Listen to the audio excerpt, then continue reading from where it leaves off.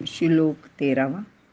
महात्मानस्तु मां पार्थ दैवीं प्रकृतिमाश्रिताः भजन्त्यनन्यमनसो ज्ञात्वा भूतादिमव्ययम्.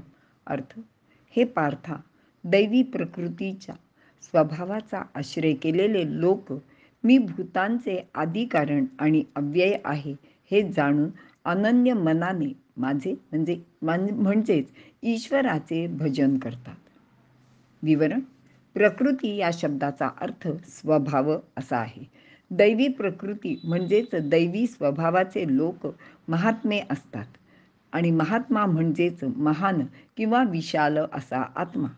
अशा महात्म्यांचे ठिकाणी संकुचित भाव नसतो. त्यांच्या मनाच्या विशाल दृष्टिकोनामुळेच ते महात्मा झालेले असतात. समदृष्टी, पक्षपातरहित वागणे, शांत स्वभावाचे असे ते लोक परमेश्वराला जाणतात. सर्व भूतांमधील आदि, अक्षर, अव्यय अशा परमात्म्याचे ते अनन्य होऊन भजन करीत राहतात. मात्र प्रापंचिक लोक सामान्य अन्यमनस असतात. ते आपल्यात व ईश्वरामध्ये तसेच प्रत्येक प्राणीमात्रात वस्तूमध्ये भेद पाहतात. ते दुजाभाव करतात. तो व मी वेगळा आहे अशी त्यांची जी व्यावहारिक दृष्टी आहे तेच त्यांचे अज्ञान आहे. हीच दृष्टी अन्य भाव व्यक्त करीत असते.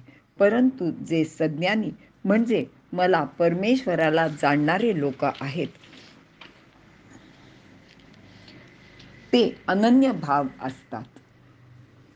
महात्मा, ज्यांची जाणीव अत्यंत सूक्ष्म होऊन सर्व जीवांच्या जाणीवेशी जे समरस झालेले असतात, त्यांचे जीवाला व्यापकपणा येऊन तो महान आत्मा म्हणजे महात्मा होतो.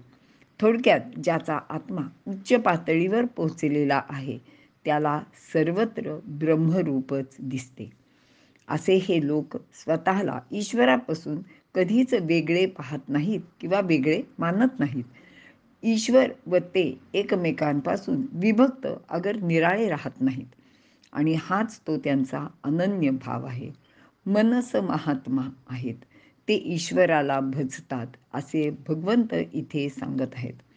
भज धातूचा अर्थ विभाग करणे, निर्देश करणे, प्राप्त करणे, आश्रय घेणे, अभ्यास करणे, सेवा करणे, सन्मान करणे, संबंध जोडणे, अधिकार करणे, प्रेम करणे, दान देणे, दया करणे, अनुकूल बनवणे असे अनेक अर्थ दिलेले आहेत. येथे भज धातूचा अर्थ भक्ती करणे असा असला तरी वरीलपैकी जो महात्मा आहे तो ईश्वराची भक्ती कशी करू शकेल याचा विचार सुद्धा आपल्याला करायला हवा. भक्ती करणे म्हणजेच सेवा करणे, दया करणे आणि दान करणे अशा प्रकाराने तो महात्मा जनता जनार्दनाची, दीनदुबळ्यांची काळजी घेऊन ईश्वराची भक्ती करतो. असे आपण जर विचार केला तर अशा कार्यासाठी ते लोक सर्वस्वाचे दान करून अगदी तत्पर होऊन स्वकर्तव्य करीत राहतात. या व्यवहारात त्यांचे मनात कोणताही स्वार्थ दडलेला नसतो. त्याला पैसा, नावलौकिक, प्रतिष्ठा, मान सन्मान वगैरे गोष्टींची फिकीर नसते. त्याची ते अपेक्षा किंवा इच्छाही करीत नाहीत. महर्षी रमण, बाबा आमटे, सेनापती बापट अशी कित्येक नावे आपल्याला सुद्धा सर्वांना माहिती आहेत. ते केवळ दुःखितांचे अश्रू पुसण्याचे, त्यांना सुख देण्याचे काम करतात. म्हणजेच त्यांना हृदयातील आत्मारामाची ओळख पटलेली असते. अशा रीतीने मानवी देहाचा आश्रय केलेल्या ईश्वराला हे महात्मे जाणतात, त्याचा अनुभव घेतात आणि हेच ते ईश्वराचे अव्यय व अविनाशी रूप आहे असे भगवंत सांगत आहेत. विनोबाजी आपल्या प्रवचनात असे सांगतात की सर्व व्यवहारात ही कल्पना प्रत्येकाने अंमलात आणावी, म्हणजे निदान त्याचा तसा प्रयत्न तरी अवश्य करावा. आणि विशेष करून शिक्षण क्षेत्रात याची फार आवश्यकता आहे असे ते आवर्जून सांगतात. मुले म्हणजे जणू प्रभूची मूर्ती. या देवाची सेवा करण्यासाठीच मी आहे अशी शिक्षकाची भावना असायला हवी. मग तो मुलांचे अंगावर ओरडणे, शिक्षा करणे किंवा त्याला अपशब्द बोलणे असे काहीही न करता त्याच्याशी अगदी समरस होऊन आपला विषय समजावून देईल.